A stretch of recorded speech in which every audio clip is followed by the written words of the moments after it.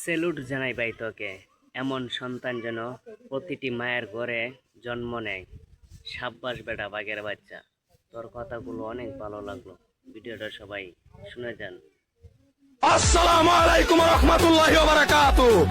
যেসব প্রবাসী ভাই বোনেরা আজকে গাইবান্ধার সেই নমনারায়ণ গ্রুপকে উদ্দেশ্য করে আমি আসাদুজ্জামান একটা কথা পরিষ্কার ভাবে বলতে চাই, মূর্তি থাকবে মন্দিরের ভিতরে।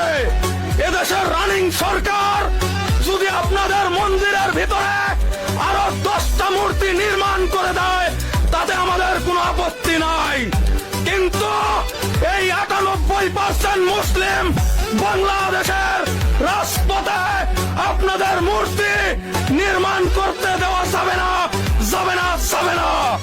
আপনারা ভুলে গেলে চলবে না, এটা ভারত নয়, এটা বাংলাদেশ, এটা গৌর গোবিন্দর দেশ নয়, এটা শাহজালালের বাংলাদেশ। আপনারা ভুলে গেলে চলবে না, এটা শুভেন্দ্র দাদুর দেশ নয়, এটা আল্লামা সাইদের স্বপ্নের বাংলাদেশ, এটা গৌর গোবিন্দর দেশ নয়, এটা মৌলানা ভাসানের স্বপ্নের বাংলাদেশ। দল যার যার, ধর্ম সবার।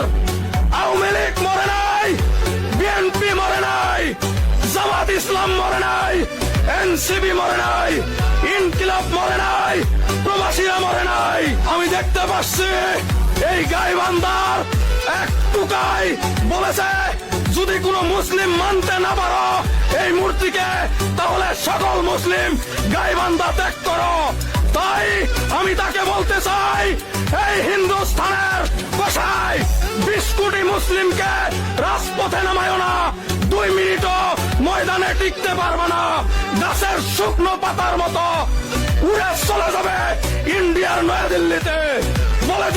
বলে দিলাম সাবধান, এদেশে হিন্দুস্তানের কোন ঠাঁই নাই, ছিল না, থাকবে না। ভালাই ভালাই তোমরা থাকতে থাকো, আমাদের মুসলিম ধর্মে এলাও নাই তোমাদের হিন্দু ধর্মে অ্যাটাক করো।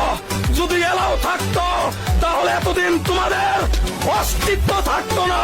এই দেশের 1,47,570 বর্গ মাইলের প্রতিটা ইঞ্চিতে মাটিতে মুসলিমের রক্ত রঞ্জিত আছে। এই দেশ হিন্দুস্তানের নয়, এই দেশ ভারতের নয়। তাই বলে দিলাম, মিটিং মিছিল যাই করো দিল্লিতে গিয়ে করবে, বাংলার জমিনে তোমাদের কোনো জায়গা নাই, জায়গা নাই, জায়গা নাই।